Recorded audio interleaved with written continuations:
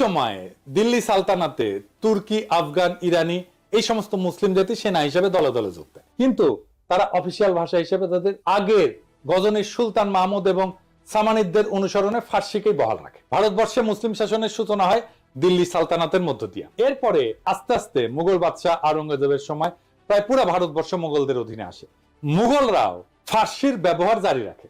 দিল্লি ছিল সালতানাতের রাজধানী বা কেন্দ্রবিন্দু। দিল্লির আশেপাশের এলাকায় খাড়ি বলি নামে একটা ভাষা প্রচলন ছিল। এত জাতের মুসলিম দিল্লিতে সেটেল করার ফলে তারা এই খাড়ি বলি ভাষা ব্যবহার শুরু করে। এর মধ্যে যুক্ত হয় অসংখ্য ফার্সি আর আরবি শব্দ, মানে যেগুলো ধার করা শব্দ।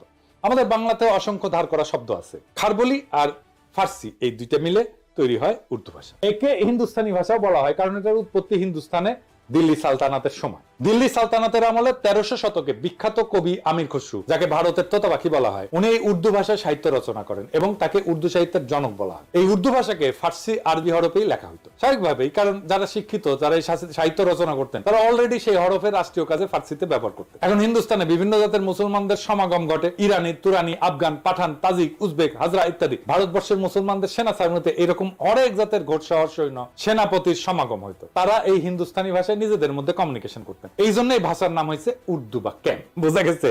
মুঘল বাদশাহ জাহাঙ্গীর, শাহজাহান, আওরঙ্গজেব থেকে শুরু করে বাহাদুর শাহ জাফর পর্যন্ত সবার মাতৃভাষা ছিল উর্দু। শেষ বাদশাহ বাহাদুর শাহ জাফর উর্দুতে একজন উৎকৃষ্ট কবিও ছিলেন। মুসলমানরা যখন ডেকান বা হিন্দুস্তানের দক্ষিণে নর্মদা নদীর বিন্ধ্য পর্বতমালার দক্ষিণে নিজেদের সালতানাত এক্সপ্যান্ড করে, সেই ডেক্কানেও মুসলমানরা লিঙ্গুয়া ফ্রাঙ্কা হিসেবে উর্দু ব্যবহার করে। দক্ষিণের উর্দুতে তামিল, তেলেগু থেকে অনেকগুলো ধার করা শব্দ আছে, এই জন্য সেটাকে দক্ষিণী উর্দু বলা হয়। কিন্তু হায়দ্রাবাদের নিজামরা যাতে তুর্কি হইলেও তারা হায়দ্রাবাদে উর্দুতেই কথা বলতেন।